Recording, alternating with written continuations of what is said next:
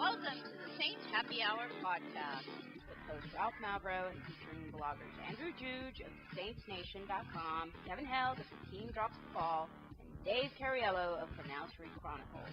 This podcast is nothing but serious football talk and hardcore analysis.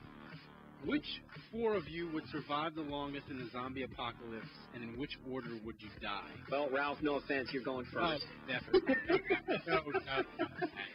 The zombies would smell Dave's sugar blood and target him. They'd get his.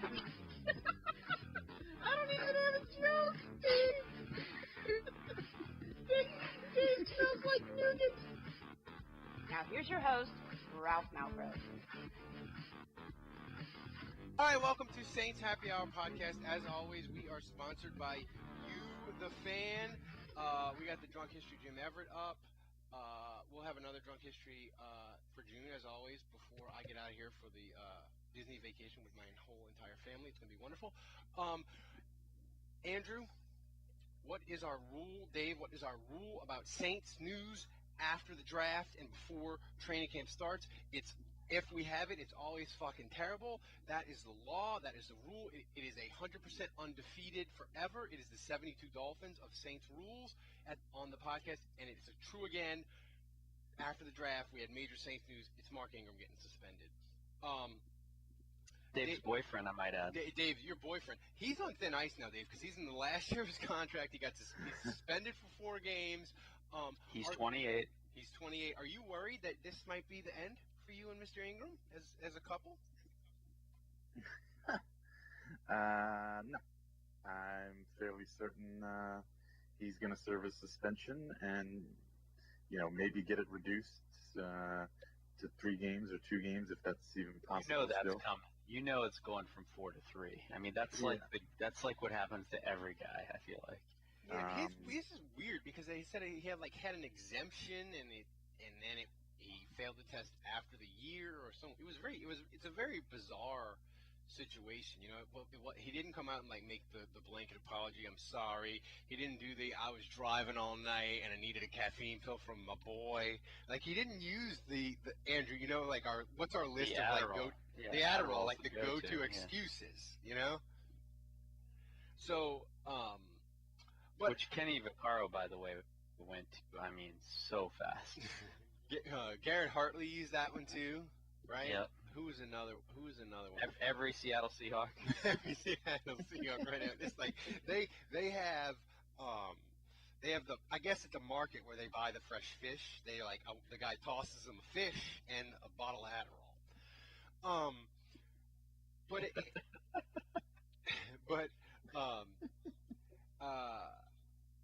Andrew, I'm not really worried about the Ingram suspension, and I'm kind of excited about it because I'm ready for all the terrible let's trade Ingram hot takes after one Boston Scott 15-yard preseason carry. Well, I feel like right now it's not Boston Scott. Right now, this is a sign of the times. But you look at Twitter and you look at just in general what Saints fans are talking about, and it's all Jonathan Williams, the running back I got from the Bills, and J.T. Barrett of Ohio State. We'll get to that we'll get to J.T. Barrett in a second. He's not going to play running back. I have a coworker who's a big Bills fan, and Jonathan Williams played for them, and so I asked him, I was like, what's the deal with this dude? Is he any good? And he had one comment about Jonathan Williams. He can get you a yard. He can get you a yard. If you need a yard, he'll get you a yard every time. Yeah. You need a yard, he'll get you a yard. If you need 2, he'll get you a yard.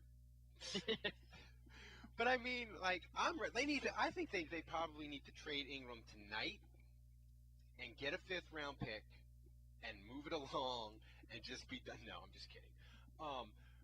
But I think people Saints fans in general, they don't really like Mark Ingram except for Dave. Mostly Saints fans in general. I feel like he's won people over. Yeah, it only took 2 back-to-back Pro Bowls and 1,500 yards. Last year was definitely a turning point. But I feel like they'll turn against him fast, Dave. You don't think? He did go to Bama. That's probably accurate. The thing is with the Saints fans is with Mark Ingram, the only thing more ridiculous Dave, then my trade Ingram tonight, get a 5th-round pick, move it along, and make Boston Scott and Kamara the backfield of the future. The only thing more ridiculous than that take is the bring back Adrian Peterson rumors / news. It's the worst reunion idea since TNT brought back 175-year-old JR Ewing and rebooted Dallas like 5 Is years it ago. is it a worse idea than bringing back Roman Harper? Yes. Yes. Yeah, bringing back Adrian Peterson. Yes, because Roman Harper because when you brought back Roman Harper, we were like, he's not really gonna play. He's just gonna be like ceremonial goodbye season, and then like injuries killed him, and they had to play him, right? If they bring back Adrian Peterson, like he's getting carries the first month of the year, Andrew, and he's fucking done as a player. Like, I don't know. He looked pretty good for the Cardinals. oh, that dude, Earl Campbell at like 30 had one good game for the Saints back in the day. Like, that was it. But wouldn't it be worth it if we had one good game out of him? Didn't he get injured? He did. He only needs to play 4 before we cut him. I know, but didn't he get injured and end the season with an injury? Like, He did. he's going to come He's back got- from whatever He's injury. got a serious. I forget what it was, but he's got. No, a, here is my thing, and this I mean, is if you the thought only. he looked bad last year, he's got Yeah. another injury that he needs to come back from. So how bad is he going to be then? But it was like a neck injury. Who cares? That's, I'm just kidding. It wasn't like his legs, It wasn't his knee. But I don't remember what it was. It I doesn't think even matter. I Who think it cares? was a neck thing. But anyway, my thing, the reason it's really appealing to me is that Kevin. This is despises- appealing to you? Yeah. But let me explain myself. Are you You're gonna shitting me? break Kevin Hell. Let me talk. go. There is nothing you're going to say here that is going to change anybody's mind. Kevin. I don't know. Okay. I'm open to Kevin this. Go. despises Adrian Peterson. Yes, he does. He was disgusted when the Saints. He was so disgusted he stopped doing the podcast. He stopped watching the games. Right. Yeah. Well, he used it as an excuse to stop. But if doing the there's podcast. one thing Kevin loves, it's draft picks. It is. He wants to trade down. He wants draft picks on draft picks on draft picks. And if the Saints had Adrian Peterson for 4 games, he'd look kind of decent. And then when Mark Ingram comes back, they trade him again for a draft pick. I don't care how bad of a pick it is. Let's say 7th round pick. That would mean that Adrian Peterson had been flipped by the Saints 2 years in a row for draft picks. And that would be hilarious. That would be the ultimate conundrum for Kevin, It would who be. hates Adrian Peterson, doesn't want him signed, but then he scores 2 draft picks for the Saints? Huh? I like that.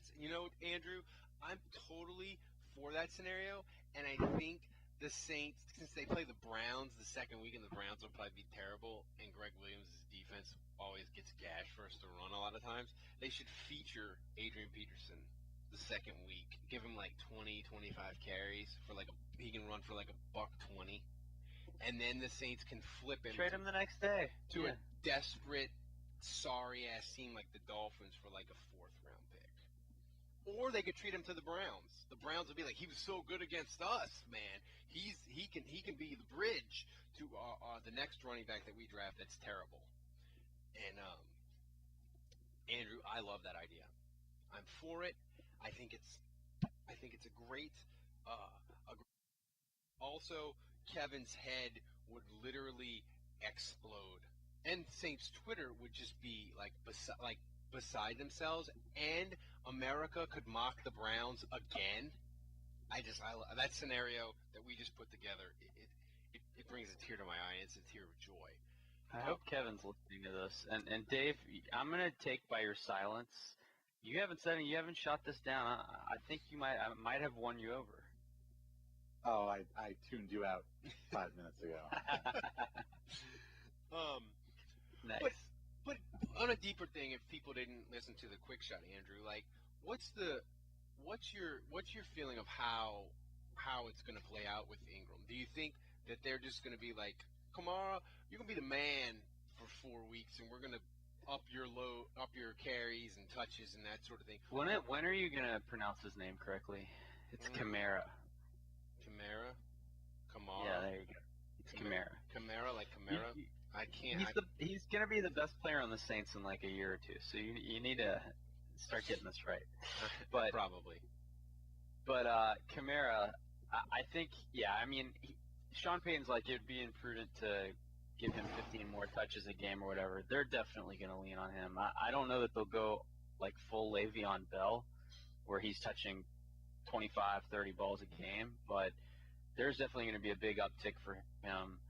But I still think there's an opportunity for someone to get 5 to 10 touches, and whether that's Lasco, Jonathan Williams, Boston Scott, Trey Edmonds, any of those guys. I mean, I would say currently Trey Edmonds is probably the favorite, just because he made the team last year and he looked really good in the regular season against the Bills, who quit, so it didn't mean much. But those guys, I mean, they're all no names, and there's a huge opportunity, and it's the first 4 games of the season. And honestly, it's one of those things where, like, if you play awesome, I mean, that's the NFL. There's no guarantees that Mark Ingram has his job back, when his suspension is over. I mean, probably none of these guys are going to be as good as Ingram, but, how do you bench Trey Edmonds if he gives you 80 yards rushing on average through 4 weeks? How do you then bench him? Dave, that 800 comment thread of trade Ingram, Edmonds / Boston Scott, whoever is the answer, is going to just be phenomenal. But Dave, if I said to you, pick to me right now without seeing anyone, knowing nothing except for minicamp and who they drafted, pick for me the running back that you think will get carries along with Kamara. What round was Boston Scott drafted in? 6.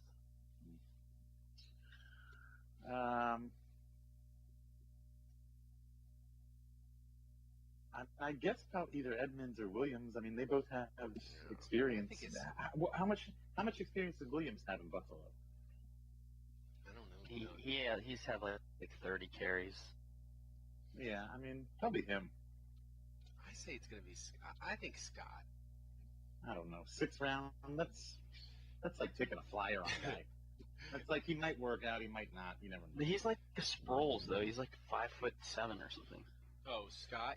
He's adorable. He's going to be like. But that's not what they need though. They have that shiftiness, change of pace back with Kamara. They need somebody to replace Ingram. They need a power guy. Yeah, that's why I think Edmonds is the guy.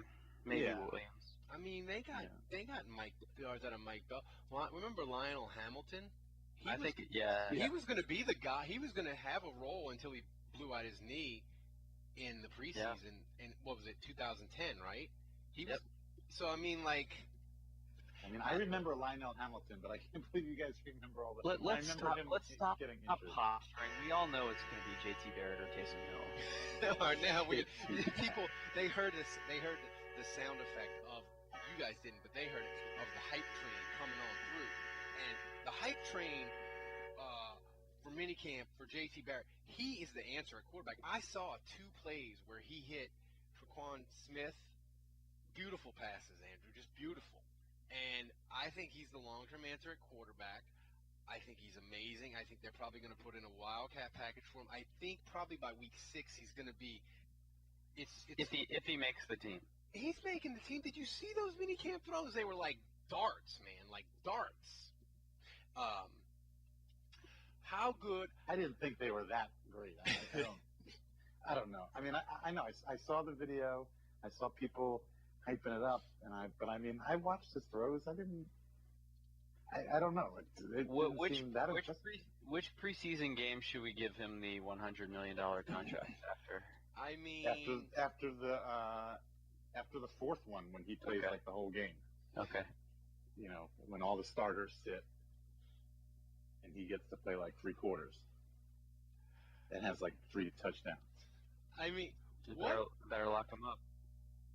How good is JT Barrett going to have to play to murder the Taysom Hill hype and it becomes the JT Barrett hype train? I mean, we haven't even seen Taysom Hill throw yet, have we? I mean, we've only seen him tackle they're pitches. Unbelievable.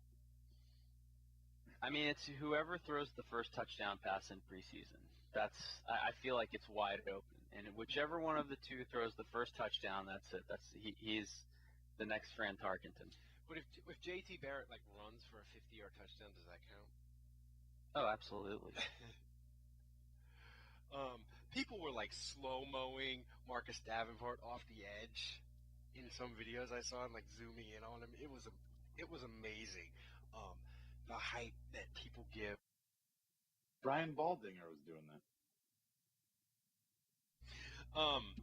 But seriously, Andrew, as you're how do you feel about backup? I mean, we joke about it. They got Barrett, they got Hill, they got Savage. Like, not that backup quarterback. Look, if they play more than 3 weeks, the Saints are fucked anyway.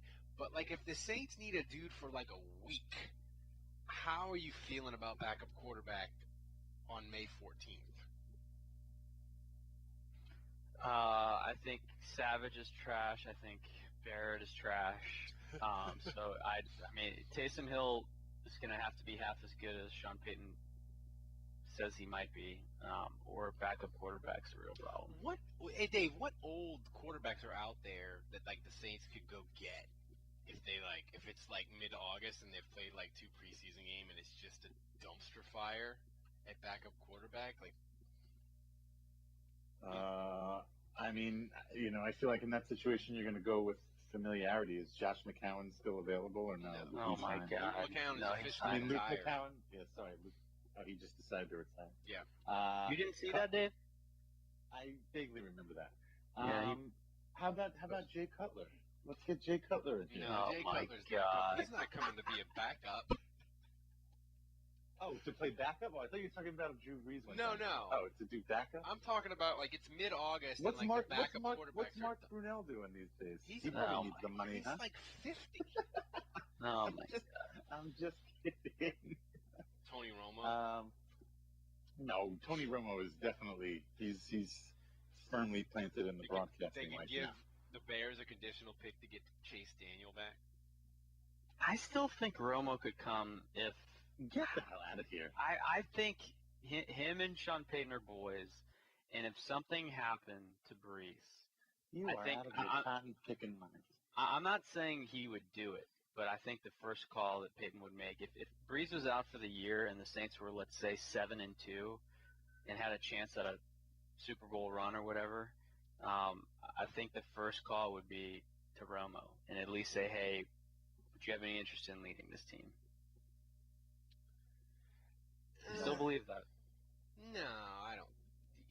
No, Doesn't he have a contract with yeah. CBS? That And last he can't year. Last year he'd have done that, Andrew. I think this year he's like a year into it, and he's a fucking star on TV. Well, then the alternative is like Mark Sanchez or The Sanchez, my wife would be excited. or like Johnny Manziel. Johnny Manziel could run around, and his Instagram. Or feed from- Kaepernick, I guess. Oh, they could. That's never happening. Andrew, no. I like this idea. Go with me. Saints backup quarterbacks are trash. And midway through training camp, the Saints have tryout day. They bring in Johnny Manziel, Tim Tebow, and Colin Kaepernick.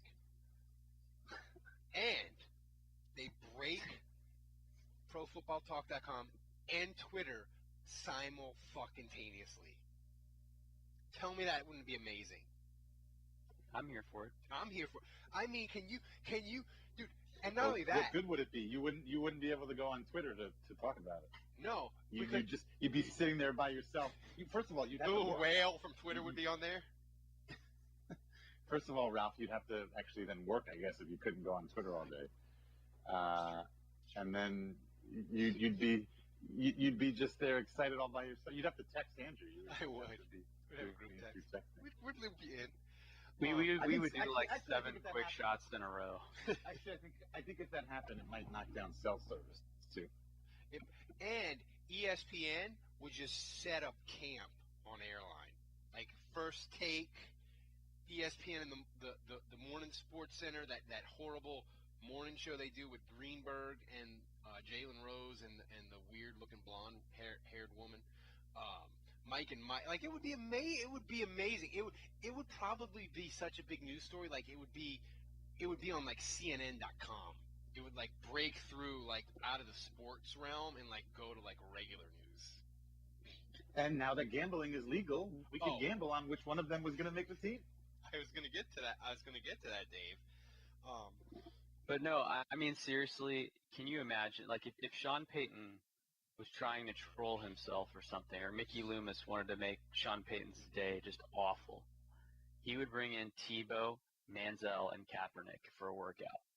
And, I mean, can you imagine the media frenzy and just, like, it would be Sean Payton's hell. It would be. They'd have, It would be they'd have to credential like It'd be a 300 great April people. Fool's joke. How many people would they credential, you think? Like 300? 350? 2. I mean, I feel like there'd be sports reporters in China putting in requests.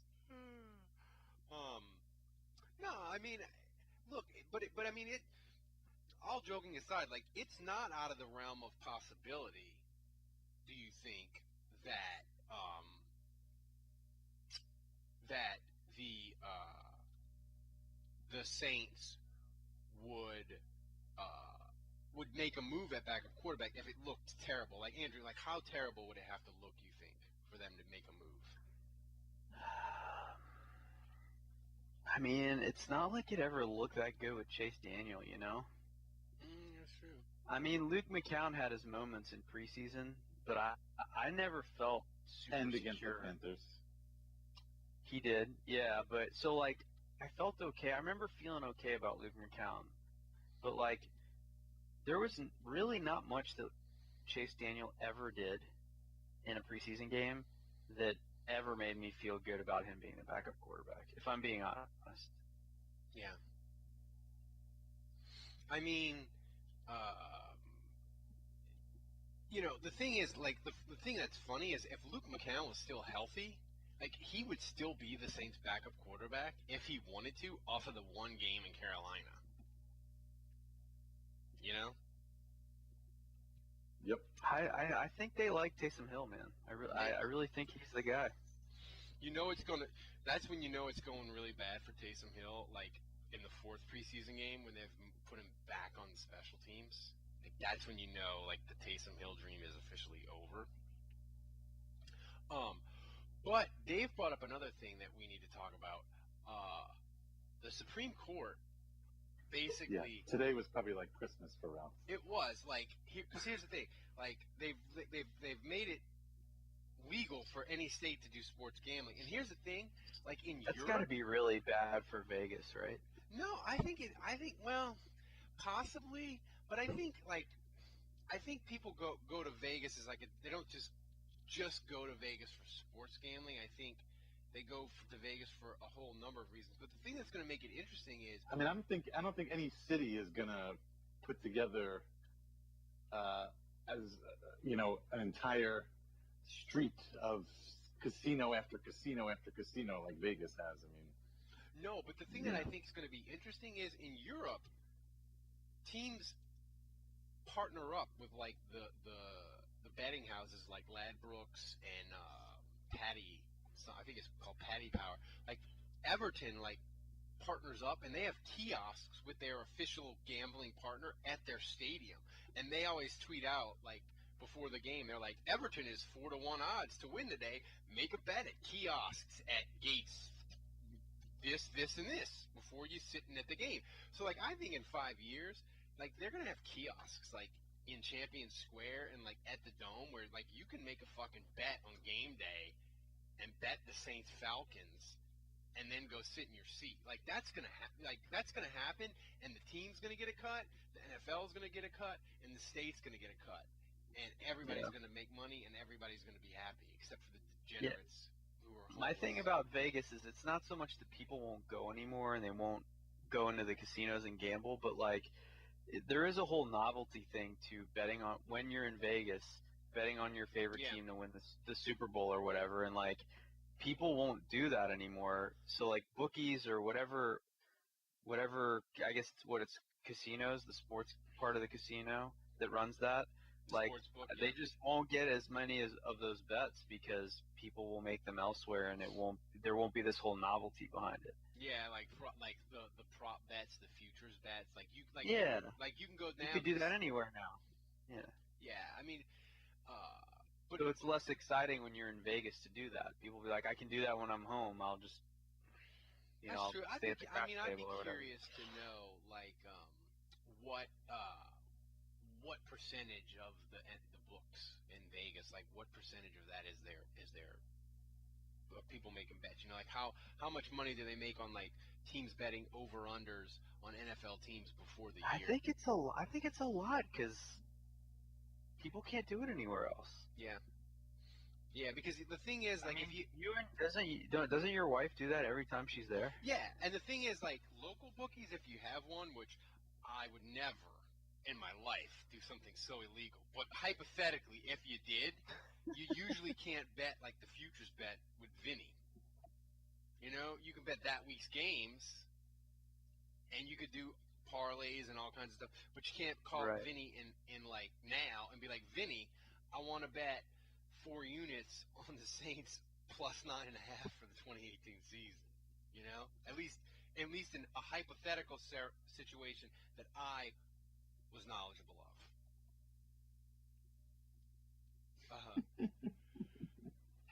But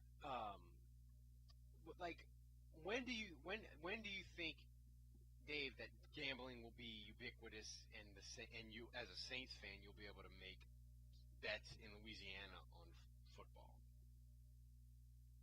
3 years, 5 years, never?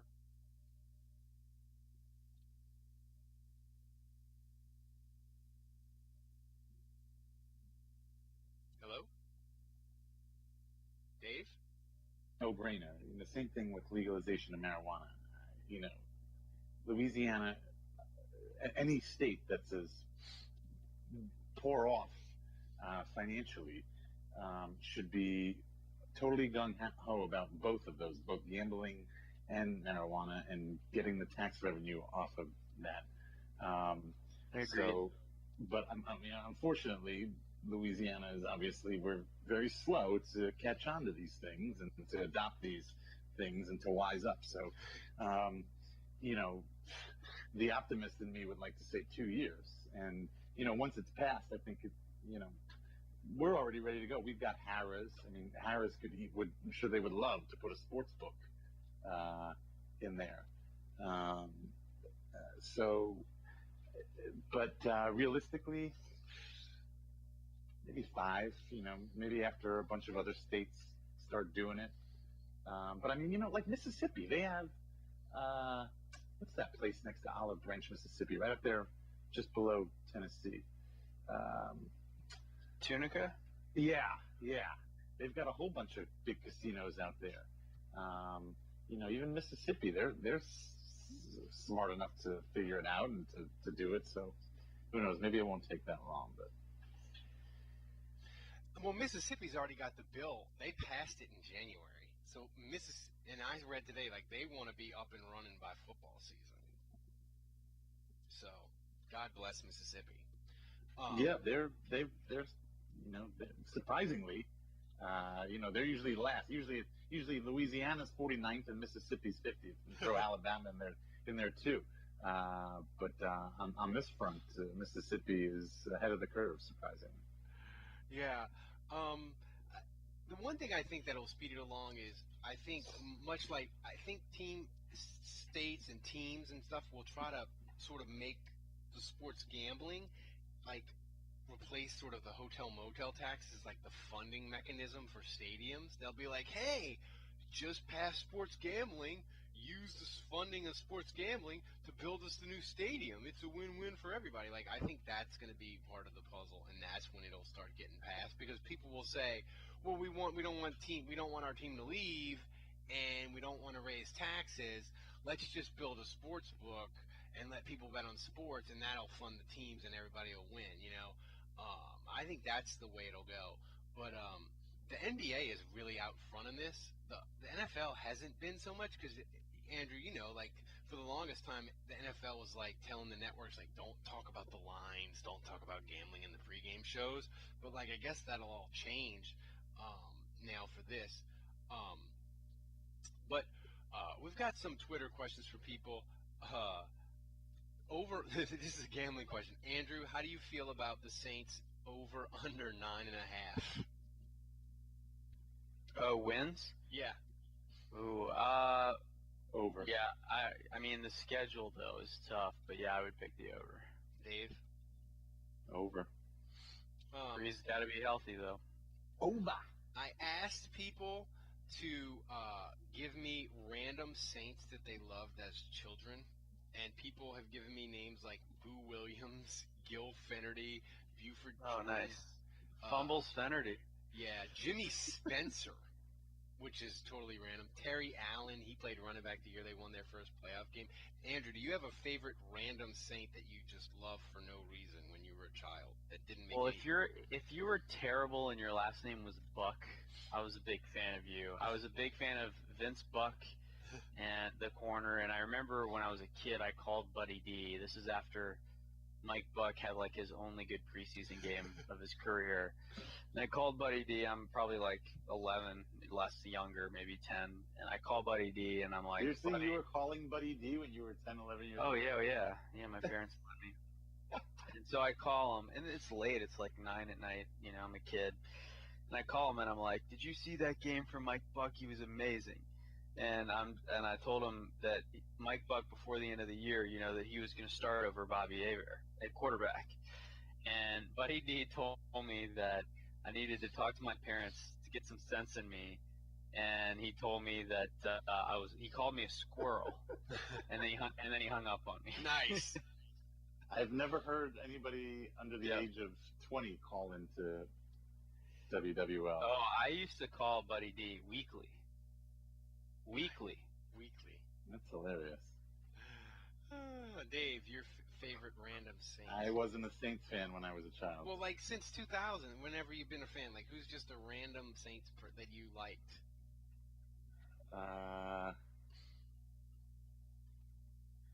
Shit. I don't know. I forget everything.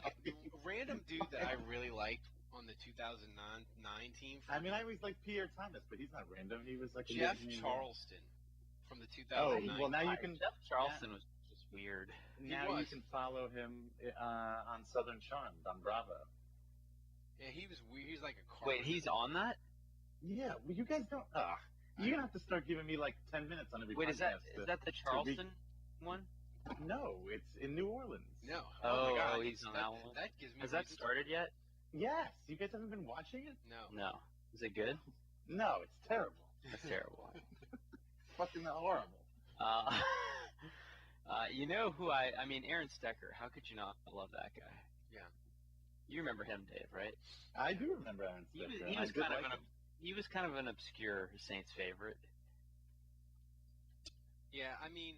Yeah, another- because he always did very well when Reggie Bush was injured, and everybody said, "Let's just get rid of Reggie and roll with Aaron Stecker." Aaron Stecker. The had- offense is better without Reggie Bush. Aaron Does Benny Stecker- Thompson come as obscure? Yeah, Ralph? because he was a special teams dude. Another random guy that I liked as a kid, he was good, but he did a lot of cocaine, was Reggie Sutton. He was a really promising young corner. He blocked kicks on special teams and stuff, but he did a lot of coke, like Scarface levels of cocaine, and it didn't help his playing career. But let me see if Someone on the tweet said Scott Slutzker, the tight end. Oh, he was terrible. That was digging deep. Quinn Early, Hobie Brenner. I feel Those are not obscure. You can't be Yeah, a those Saints guys Hall are- of Famer. Floyd Turner was pretty obscure, I think. Yeah, Fabulous Floyd. That's pretty good. Let's see. Frank. I'm a little Warren. disappointed no one said Kevin Hauser. Oh, tax credit man. Oh God. So yeah, that'll wrap it up for tonight. Oh, Andrew, you forgot to remind me again. People, you gotta go to the YouTube channel and search Saints Happy Hour Podcast, Facebook, the Twitters, and if you listen to us on iTunes, we only have like 70 reviews. Review us and give us 5 stars. God damn it, we don't deserve it, but you should give it to us anyway. 5 stars. That's all we ask. Just go in there if you listen through iTunes and give us the 5-star review. We don't I mean, deserve it. we'll but we take want- 4. Well, no. I mean, they can 5 give would us- be cool. Yeah. We'll take So, it. anyway, that wraps it up. We're going to come up with some fun topics. Me and Andrew will do another tournament. We're running out of things, though, Andrew, right? We did, like, worst quarterback, most hated Saint. No tournaments. No tournaments. Do something else. Get out of the tournament thing. Well, I don't hear you workshopping ideas, Dave. Yeah. Yeah, because Dave, unlike me and Andrew, Dave actually works all day. Yeah, I do. Dave's got I like how I'm getting like made fun of for that. Yeah, you're following college girls on Instagram to get ideas of merch to sell to people. Well, that's actually very accurate. So that'll wrap it up for tonight. So for Dave, for Andrew, until next week, the bar is closed.